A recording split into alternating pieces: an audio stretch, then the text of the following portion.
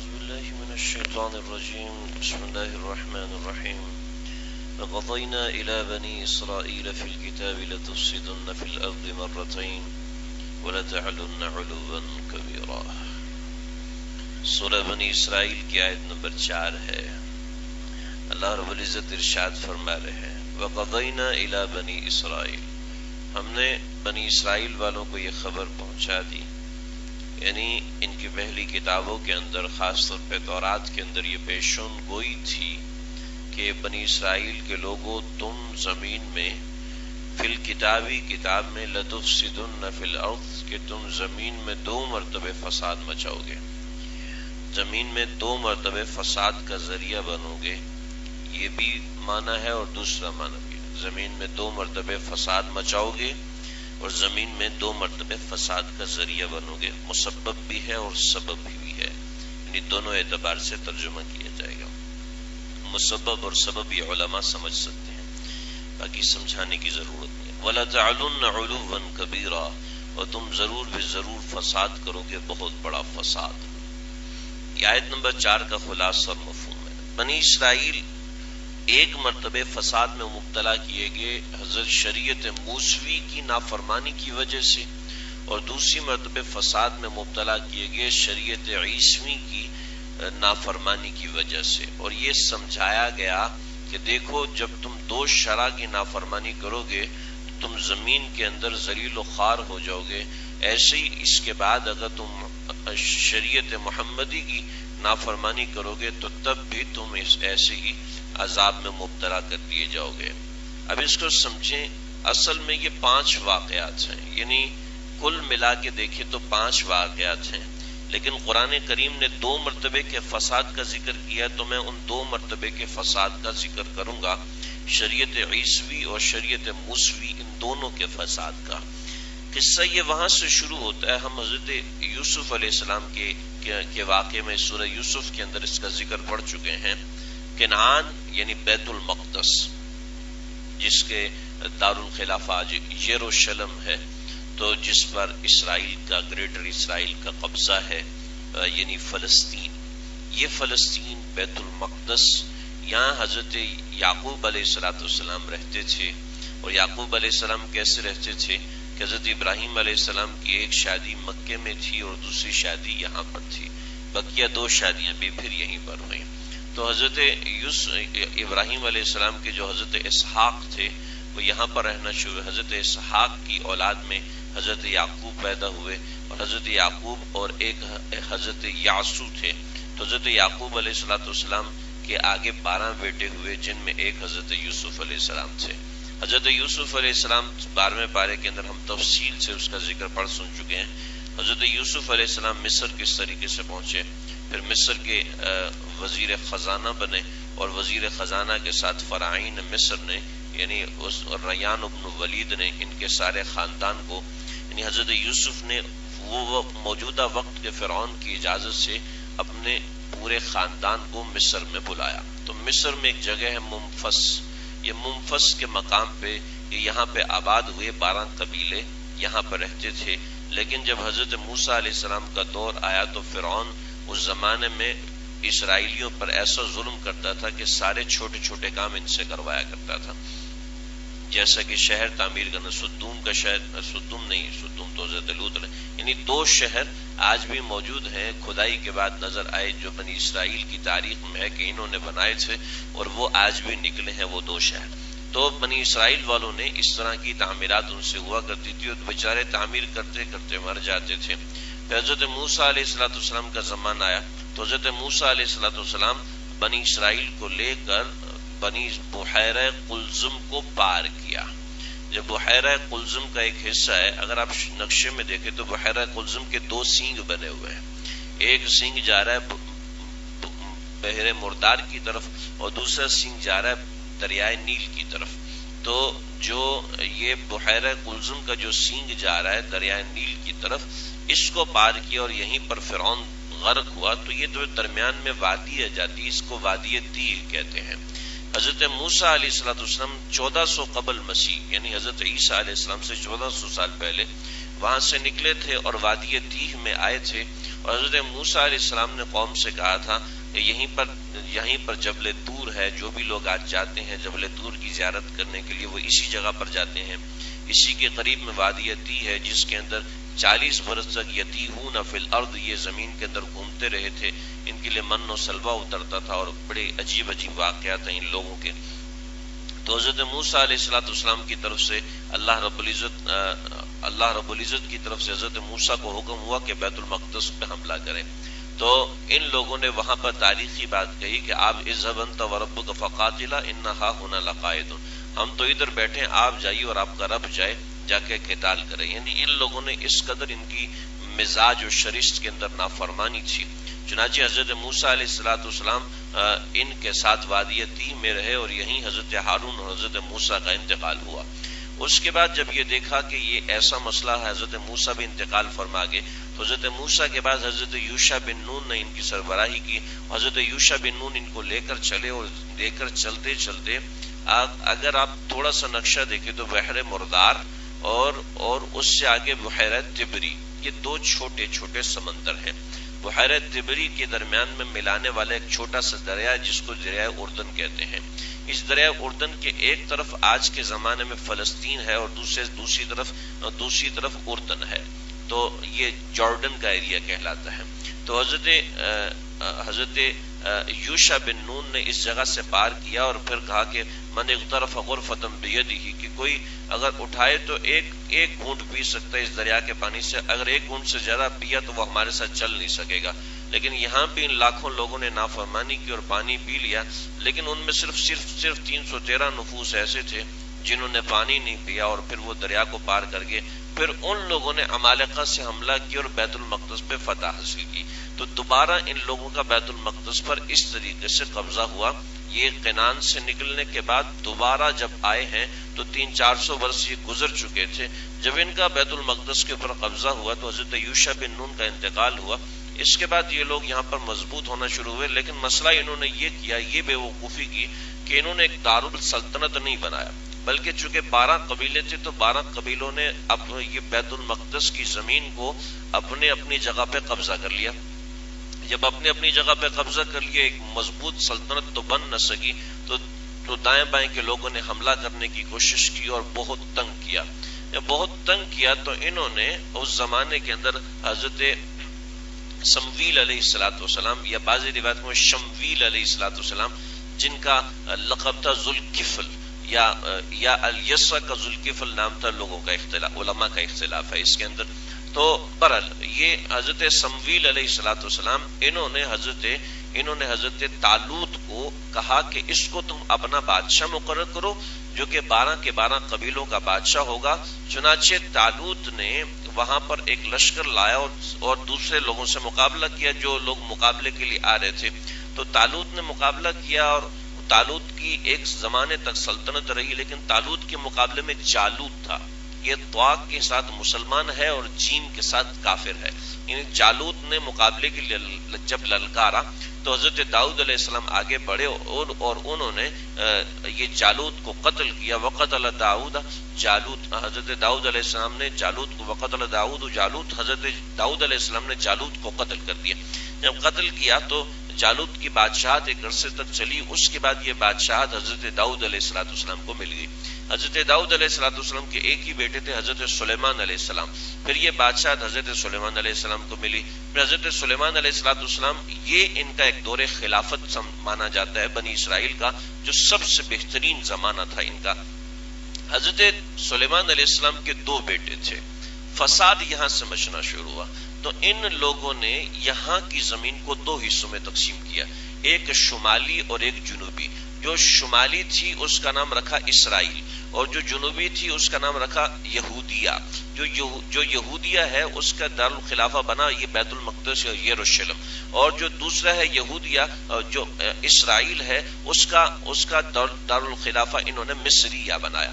تو یہ دارالخلافے الگ الگ بن کے 2 سلطنتیں الگ الگ بن گئی، لیکن جب ان کے اوپر نعمتوں کی بارش ہونا شروع ہوئی، اس لیے کہ بہت بڑی سلطنت ہو چکی تھی، ان کے اندر 1400 برس تک مسلسل انبیاء آتے رہے، تو ان لوگوں نے اپنی اتنی آزادی کا غلط فائدہ اٹھانا شروع کر دیا، اور ایسا غلط فائدہ اٹھایا کہ کہ اللہ رب العزت نے 3-4 حضرت الیسع علیہ السلام، حضرت الیاس علیہ السلام اور چند اور انبیاء کا نام آتا ہے، حضرت اریاد آتا ہے یا کچھ اور انبیاء. تو یہ انبیاء آئے اور ان کو سمجھایا، لیکن انہوں نے ان انبیاء کی ذرا بھی نہ سنی. تو چنانچہ جنوبی حصے پر ایک لشکر نے حملہ کیا اور شمالی حصے پر یعنی جنوبی حصے پر ایک لشکر اور شمالی حصے پر بخت نصر، ان دونوں نے حملہ کیا اور ایک وقت میں 6 لاکھ یہودیوں کو قتل کیا.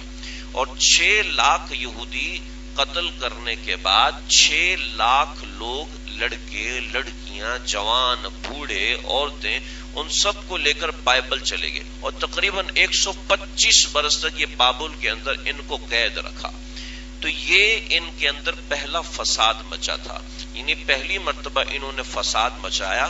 تو ان کو اس طریقے سے اللہ رب العزت نے ہلاک کروایا کہ 6 لاکھ ان کے جوان ایک موقع پر مارے گئے. اور بیت المقدس کو انہوں نے اینٹ سے اینٹ بجا دی اور جو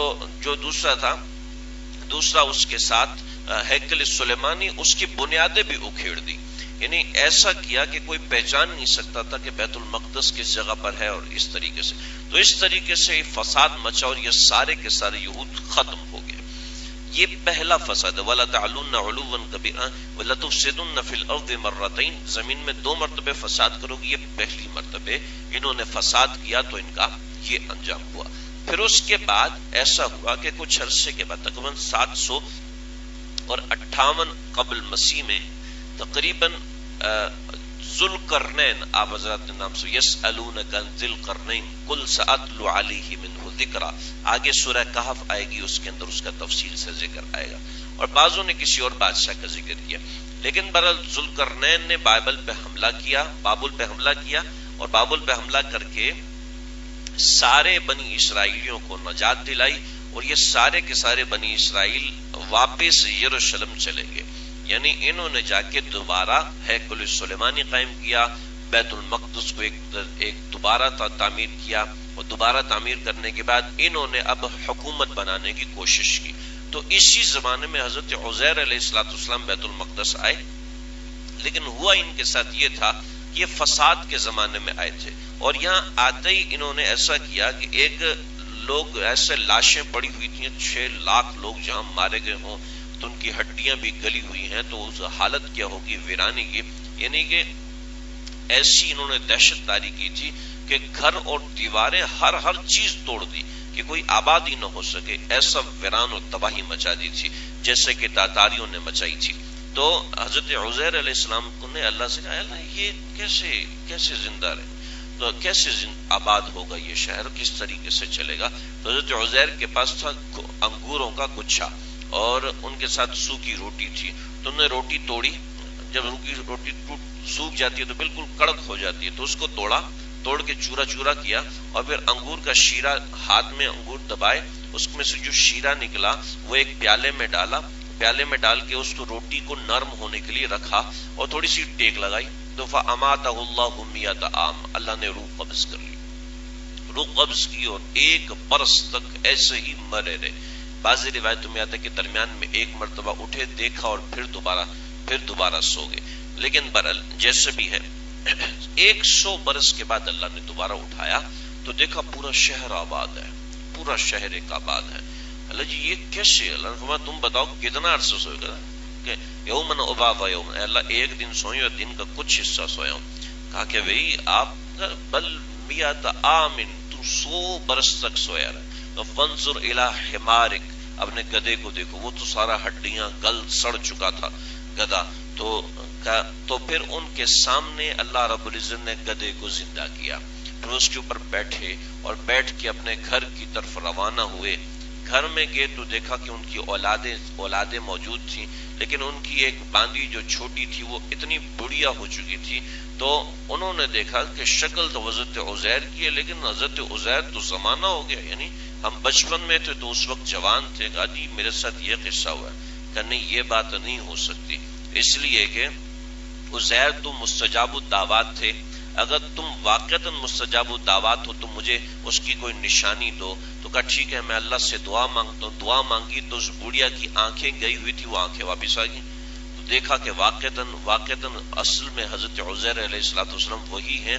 پہلے یعنی کہ ایسا نظر آتا تھا کہ کچھ سمجھ میں نہیں آتا، اور اب ایسا نظر آ رہا ہے کہ بالکل واضح جوان. تو پھر اپنی اولادوں کے پاس گئے جو کہ بالکل بوڑھی ہو چکی تھی، اور ان میں کچھ پوتے بھی تھے. کبھی میں عزیر ہوں، کبھی وہ کیسے، آپ کو تو ایک ایسا کیسے ہو سکتا، یعنی ناممکن ہے. آپ نے بچپن میں ایک آدمی کو جوان دیکھا اور آپ بوڑھے ہو گئے، تب بھی وہ آدمی جوان ہے، ایسا کیسے ہو سکتا ہے؟ 100 برس کا عرصہ گزر چکا ہے اور آپ کے بچے بھی جوان اور بوڑھے ہونے کے قریب ہیں. تو کہنے لگے جی آپ بس میرے ساتھ یہ معاملہ ہے. ٹھیک ہے ہم مانیں گے آپ عزیر ہیں. لیکن جب بخت نصر نے حملہ کیا تھا تو تورات ساری کی ساری ختم ہو گئی تھی. عزیر کو تو ساری تورات زبانی یاد تھی. اگر آپ واقعتاً عزیر ہیں تو تورات لکھوائیں. چنانچہ انہوں نے دوبارہ تورات لکھوائی. تو ساری کی ساری تورات من وان وہی تھی جو سینہ در سینہ لوگوں کے منتقل ہوتی ہوئی آ رہی تھی ان کے علماء کے. تو سمجھ گئے یہ واقعتاً حضرت عزیر اللہ کے نبی ہیں. پھر حضرت عزیر نے تبلیغ کرنا شروع کی تو ان لوگوں پر کئی دوسرے لوگوں نے حملے کیے. جب دوسرے لوگوں نے حملے کیے تو انہوں نے اپنی ایک تنظیم بنائی اور اس تنظیم کے ذریعے سے انہوں نے ایسا مقابلہ کیا کہ ان کی ایسی سلطنت قائم ہوئی جو حضرت سلیمان علیہ السلام کی سلطنت سے بھی زیادہ بڑی تھی.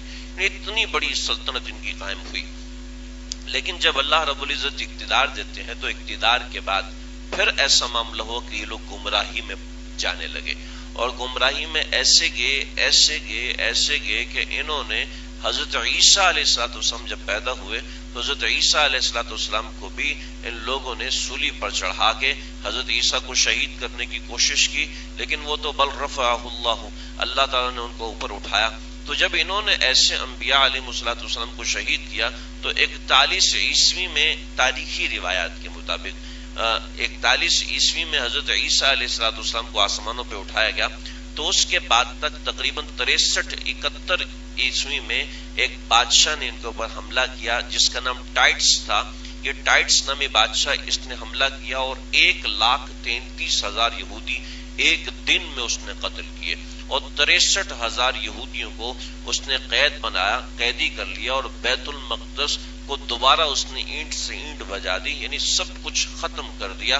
جب نبی کریم صلی اللہ علیہ وسلم کی پیدائش ہوئی تو اس سے یہودیوں کو یقین ہو گیا کہ نبوت ہمارے پاس سے ختم ہو گئی ہے. اللہ رب العزت نے سلطنت کی دولت ہم سے چھین لی ہے، اب یہ دوبارہ ہمیں نہیں ملے گی. پھر بیت المقدس کی تاریخ تو بڑی عظیم ہے، اور بھی بہت سی باتیں ہیں. یہ 1967 کے اندر دوبارہ یہودیوں نے بیت المقدس پہ قبضہ کیا. جس تنظیم سے یہ لوگ چل رہے ہیں اس تنظیم سے یہ لوگ چلے، لیکن مسلمانوں کی یہ بدبختی ہے یا کیا کہیں کہ مسلمان قبلہ اول سے اس وقت ایسے ہی نکالے جا چکے ہیں جس طریقے سے یہودیوں کو نکالا گیا تھا، جس طریقے سے یہودیوں پہ ظلم کیا گیا تھا، ایسے ہی مسلمانوں پر بھی ویسے ہی ظلم کیا جاتا ہے کہ مسلمان آج بیت المقدس میں آزادانہ تو خیر جاتے ہیں، لیکن ویسی مسلمانوں کی آن بان بیت المقدس کے بارے میں نہیں رہ سکی جیسی کہ حکومت کے ساتھ ہوا کرتی ہے. تو یہ اس نوعیت کی باتیں ہیں. لتفسدن فی اس کے بعد بھی 3 واقعات بڑے اہم ہیں، ضروری ہیں، لیکن چونکہ مفسرین نے یہ فرمایا لتفسدن فی الارض مرتين مرتن فی شریعت موسیٰ و مرتن فی شریعت عیسیٰ. ایک مرتبہ حضرت موسیٰ علیہ السلام کی شریعت کو دھتکارا اور ایک مرتبہ حضرت عیسیٰ علیہ السلام کی شریعت کو دھتکارا. تو یہ اس طریقے سے انہوں نے دھتکارا. تو یہ 2 مرتبے ان کی وجہ سے ایسا فساد مچا ہے کہ لاکھوں لوگ قتل کیے گئے ہیں، اور یہ لاکھوں لوگ قتل کیے گئے ہیں لیکن اس کے باوجود انہوں نے عبرت حاصل نہیں کی. مفسرین یہاں پر ایک نقطہ بیان کرتے ہیں کہ اگر آپ دیکھیں تو امت محمدیہ صلی اللہ علیہ وسلم کے ساتھ بھی ایسا ہی ہوا ہے کہ 2 مرتبے ان کو بڑی دردناکی سے ہلاک کیا گیا ہے. پہلی مرتبہ عربوں کی حکومت تھی، اور عربوں کی حکومت کو کس طریقے سے تاتاریوں نے ایسے تباہ کیا ہے. اور حالات کیا تھے؟ حالات ایسے تھے، اتنے گھٹیا ترین حالات تھے کہ بغداد کی سرحدوں پہ تاتاری کھڑے ہیں اور مسلمان سارے جمع ہو کے پہلوانی کا میچ دیکھ رہے ہیں، ریسلنگ دیکھ رہے ہیں، اور اس طریقے سے حملہ کیا، ایک دن میں 40 لاکھ بندہ قتل کیا، اور نہ صرف 40 لاکھ بندہ بلکہ ادھر کے کتے بھی مار دے، بلیاں بھی مار دی، مرغے بھی مار دیے، چوہے بھی مار دیے، یعنی چپکلیاں تک نہیں، کیڑے تک نہیں چھوڑے، یہاں کی کوئی چیز نہیں چھوڑنی۔ پھر ترکوں نے دوبارہ حکومت کی، یہ خلافت عثمانیہ بنی ہے۔ خلافت عثمانیہ دیکھیں 1857 کی جنگ میں یہ بھی مسلمانوں کے ہاتھ سے چلی گئی۔ یہ تو درمیان میں جلال الدین التمش اور اس طریقے سے صلاح الدین ایوبی اور اس طریقے سے لوگ آتے رہے، جس کی وجہ سے کچھ آن مان باقی رہی، ورنہ تو مسلمان بھی اس طریقے سے 2 مرتبے تباہ کیے گئے ہیں کہ 2 مرتبے ان کا ایسا جاندار نظام حکومت تھا جو کہ تباہ کیا گیا۔ تو اللہ رب العزت ان آیات اور نشانیوں سے دکھانا چاہتے ہیں کہ شریعت کی نافرمانی کرنے سے کتنی بڑی سلطنتیں کھڑی کر لو، کتنے لمبے لمبے اقتدار، 750 برس تک مسلمانوں کا اقتدار تھا، ایسے ہی 750 برس تک یہودیوں کا پہلا اقتدار تھا جس کو بخت نصر نے ختم کیا تھا، اور 750 برس تک ایسے کہ 1400 برس میں وہاں سے نکلے قبل مسیح، اور تقریباً 753 یعنی 647 برس تک ان کی حکومت رہی تھی۔ اس کے بعد بخت نصر نے آ کے قبضہ کیا اور ان سب کو ہلاک کیا۔ پھر اس کے بعد سے لے کے اب 753 قبل مسیح سے لے کر 71 عیسوی تک، 70 عیسوی تک پھر ان کی دوسری حکومت رہی ہے، لیکن یعنی کہ یہ بھی تقریباً 700 برس تک حکومت رہی ہے۔ اب آپ دیکھ لیں ہمارا 1400 برس چل رہا ہے، اس میں بھی ایسے ہی ہوا، تقریباً 650 برس ایک حکومت عرب حکومت رہی، 650 برس ترک حکومت رہی ہے، اور اس کے ساتھ یہی معاملہ ہوا۔ تو بھائی جب سلطنتیں، جب قومیں قرآن و شریعت کی بنیاد پر نہیں چلتی، شریعت کی اصولوں کو چھوڑ کے اپنے اصول بناتے ہیں۔ ہمارے ملکوں میں لال کتاب کا قانون ہے، ہماری میڈیکل کے اندر کوئی اسلامی قانون نہیں ہے، ہمارے لاز کے اندر کوئی اسلامی، ہماری تجارت کے اندر کہیں اسلامی، ہاں کوئی ہو دیندار آدمی، کوئی ہو دیندار وکیل جو کہ شریعت کے قانون کو لے کے چلے، ورنہ ایسا عام طور پر نہیں ہوتا۔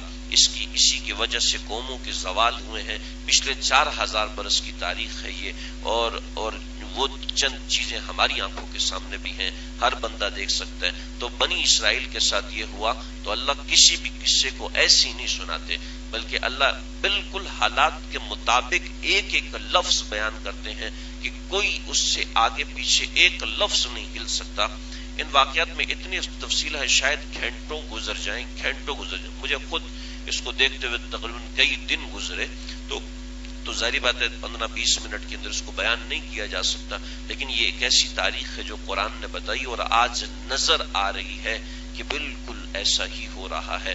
ہم چاہے اقوام متحدہ میں چلا لیں، چاہے ہم کسی مقام پر کسی فارم پہ بات کر لیں، کو کافر کبھی مسلمان کا ساتھ نہیں دیتا، یہ کافر کبھی شریعت کے مطابق چلنے کو تیار نہیں ہو سکتا جب تک خود مسلمان شریعت کے مطابق تجارت نہ، شریعت کے مطابق صرف نماز نہیں ہوتی، شریعت کے مطابق ہمارے ہر کام ہو سکتا ہے، تجارت بھی شریعت کے مطابق ہے، معاملات بھی شریعت کے مطابق، رشتے بھی شریعت کے مطابق، تعلقات بھی شریعت کے مطابق۔ تو یہ ہے لَتُفْسِدُنَّ فِي الْأَرْضِ مَرَّتَيْنِ وَلَتَعْلُنَّ عُلُوًّا كَبِيرًا، اور بہت بڑا فساد ہوگا اگر تم شرائع کو چھوڑو گے۔ اس میں یہ بات ہے، اللہ تعالیٰ سمجھ